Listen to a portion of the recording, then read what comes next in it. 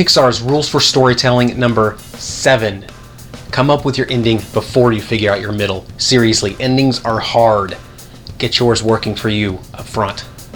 Before I move on, let me stress that this rule is saying get your ending figured out before you figure out your middle, not before you figure out your beginning. You still need to start the story before you come up with your ending, and you still need to know a little bit about what your story is about before you can come up with the ending.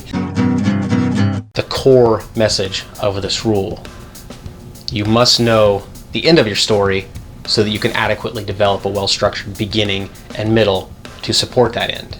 A process that some writers like to use to achieve this is called breadcrumbing, which simply put is the process of going back into your story once you finish the draft and laying in the foundation for foreshadowing, right in that foreshadowing really after the main event has already been written, so that you know what to foreshadow. Does that make sense? You're working backwards here is basically the point. Breadcrumbing, it's from that old Hansel and Gretel story about two kids who lay breadcrumb trails so that they can find their way out of the woods.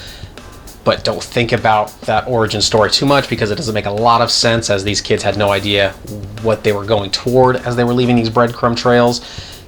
Breadcrumbing is just a really cool word, and that's why we use it. Simple as that.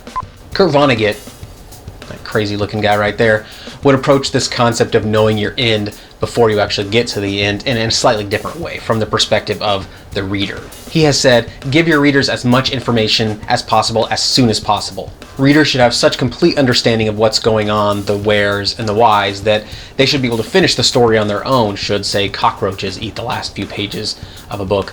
I don't know why he was so obsessed with cockroaches for this particular rule. Seriously, he has a lot of other rules. None of the other ones mention cockroaches. Something was going on in his life. Freudian something, I don't know. Maybe. He's dead now, we can't ask him. I wonder if he knew that was going to be his end. Probably. Everyone dies. Anyway, this is stupid. This advice, besides begging the obvious question of why are you reading in a cockroach-infested world, especially if you're throwing breadcrumbs all over the place, cockroaches love that stuff. More to the point, it suggests that readers, and by extension writers, should be assured that they are working toward some tangible endpoint. Meandering for the writer means boredom for the reader. This is one of the reasons that I'm such a proponent for the story outline. A good outline lays the foundation for a good story that honors the core message of this rule.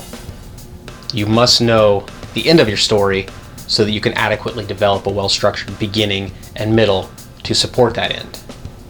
See what I did there? This is the same clip from the beginning of the video. See, I thought ahead, I knew what was coming, and filmed it in such a way that it made it sound like I was a super smart badass. Camera tricks is all it is.